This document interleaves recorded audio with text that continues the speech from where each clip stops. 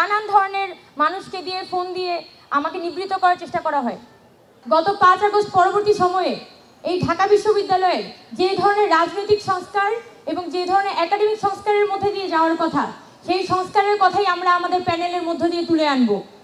এবং আমরা বিশ্বাস রাখি আমাদের যে চাওয়া, আমাদের যে কথা, সেটা এই আমাদের সাধারণ শিক্ষার্থীদেরও চাওয়া, এবং তাদের ভয়েস হয়ে ওঠার জন্য আমরা এতটা সাহস করে আমাদের এই পূর্ণাঙ্গ প্যানেল আজকে আত্মপ্রকাশ করেছি।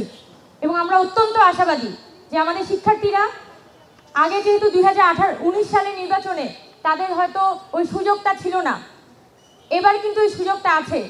ক্যাম্পাসের গতিমুখ কোন দিকে যাবে সেটা শিক্ষার্থীরা নির্ধারণ করবে, কোনো ছাত্র রাজনীতি সংগঠন নির্ধারণ করবে না, কোনো সাদা দল নীল দল নির্ধারণ করবে না। আমি উমা ফাতেমা গত 5 আগস্ট পরবর্তী সময়ে আমি একটা ছাত্র সংগঠনের সাথে যুক্ত ছিলাম। আমি ছাত্র ফেডারেশন নামে একটি সংগঠনের সাথে যুক্ত ছিলাম এবং দীর্ঘদিন ক্যাম্পাসে ছাত্রলীগের নির্যাতন, নিপীড়ন, ন্যাশনাল লেভেলে হাসিনার যে একটা স্বৈরাচারী ব্যবস্থা, প্রত্যেকটার বিরুদ্ধে কিন্তু আমরা 6 বছর ধরে ফাইট করে যাই। কিন্তু 5 আগস্ট পরবর্তী সময়ে আমি কিছু প্রশ্নে দ্বিমত পোষণ করে আমি আমার ছাত্র সংগঠন থেকে অব্যাহতি নিই এবং তৎকালীন সময়ে বৈষম্যবিরোধী ছাত্র আন্দোলন যে অভ্যুত্থানের প্ল্যাটফর্ম, সেই অভ্যুত্থানের প্ল্যাটফর্মের সাথে আমি নিজেকে যুক্ত করি। কিন্তু দুঃখজনক হোক বা যাই হোক, এই অভ্যুত্থানের প্ল্যাটফর্মের মধ্য দিয়ে আমরা সবাই ওই পরিবর্তনের আকাঙ্ক্ষাটা ছিল বলেই ওই অভ্যুত্থানের প্ল্যাটফর্মের সাথে আমি নিজেকে যুক্ত করেছিলাম এবং অত্যন্ত গুরুত্বপূর্ণ একটি পদে আমি আসীন ছিলাম।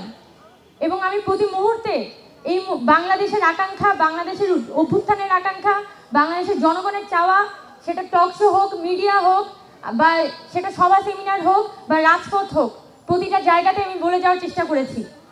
এবং যখন আমি দেখেছি যে আসলে সম্ভব হচ্ছে না, 5 আগস্ট পরবর্তীতে যে পরিবর্তনের স্বপ্ন আমরা দেখছি সেটা নানানভাবে আসলে পকেটভুক্ত হচ্ছে, তখন আমি আসলে থাকতে পারিনি। আমি এই প্ল্যাটফর্ম থেকে বের হয়ে আসি এবং পুনরায় আমি যে একটা জার্নির মধ্যে ছিলাম, যে সংগ্রামের মধ্যে ছিলাম, আজকে সেই 5 আগস্ট পরবর্তী সময়ে আজকে 1 বছর পর আমি একই সংগ্রামের মধ্যেই আছি। এটাই প্রমাণ করে যে বাংলাদেশকে এখনো অনেক অনেক দূর হাঁটতে হবে। মোনালিসা হেভি ফ্লো 15 পিস প্যাকেটের সাথে 8 পিসের একটি প্যাকেট একদম ফ্রি। এই জুলাই অভ্যুত্থানের মধ্য দিয়ে যে আকাঙ্ক্ষিত পরিবর্তন আমরা আশা করেছিলাম, সেই আকাঙ্ক্ষিত পরিবর্তন এখনো পর্যন্ত আমরা পাইনি। এই পরিবর্তনের দিকে এই ক্যাম্পাসকে, এই দেশকে আমাদের নিয়ে যেতে হবে এবং সেটা সূচনা হতে হবে এই ঢাকা বিশ্ববিদ্যালয়ের ডাকসু নির্বাচন থেকে।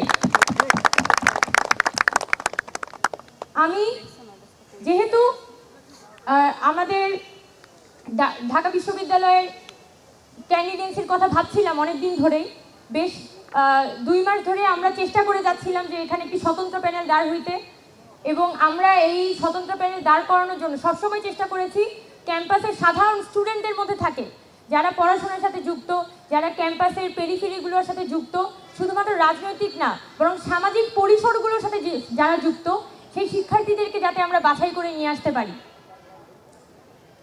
এটার পরবর্তীতে গত 2 মাস যখন আমরা নানানভাবে এই প্যানেলটি নিয়ে চেষ্টা করছিলাম, তখন আমাকে নিবৃত্ত করার জন্য, সাবোটেজ করার জন্য অনেক ধরনের প্রচেষ্টা হয়েছে। কিন্তু আলহামদুলিল্লাহ আজকে আমি দাঁড়িয়ে আছি একটা পূর্ণাঙ্গ প্যানেল নিয়ে এবং সকল সাবোটেজ, সকল ধরনের বিরোধিতার মোকাবেলা করে আমি আজকে এই প্যানেল নিয়ে এখানে দাঁড়িয়ে আছি। এবং আমি বলতে চাই যে অনেকে আমাকে বলেছে যে মেয়ে মানুষকে ঢাকা বিশ্ববিদ্যালয়ের ছেলেমেয়েরা ভোট দিবে না, তো আমি যাতে ভিপি ছাড়া অন্য কোনো পোস্ট কনসিডার করি। এবং নানানভাবে সেটা আমি নাম বলতে চাই না, নানান ধরনের মানুষকে দিয়ে ফোন দিয়ে আমাকে নিবৃত্ত করার চেষ্টা করা হয়।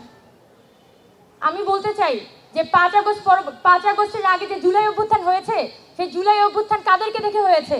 যেদিন 15 জুলাই এখানে সাধারণ যে মেয়েরা, তারা যখন ছাত্রলীগের হাতে মার খাচ্ছিল, তখন তো সেই মেয়েদেরকে দেখে বাংলাদেশের মানুষ নেমে আসে। যখন আমি দেখেছি, যখন জুলাই মাসে ইন্টারনেট শাটডাউনের পরে অনেক সাধারণ মানুষ তারা নামার সাহস করছিল না, শিক্ষার্থীরা নামার সাহস করছিল না, তখন এই মেয়েরা, তখন কিন্তু তাদের অনেক ভিডিও, অনেক ফুটেজ, তাদের অনেক সাহসের যে ছবি, সেই ছবিগুলাই কিন্তু একটা প্রতীক হয়ে দাঁড়ায়। তো সেই মেয়েরাই তো আজকে এই পরিবর্তনটা এনেছে। তাহলে 5 আগস্টের পরে যখনই নারীদেরকে নেতৃত্ব হওয়ার কথা বলা হয়, ততবারই নারীরা যোগ্য না, কথাটা ভুল। নারীরা অবশ্যই যোগ্য, কিন্তু এই নারীরা যাতে সামনে আসতে না পারে তার জন্য প্রতি পদে পদে নানা ধরনের বাধা তৈরি করে রাখা হয়।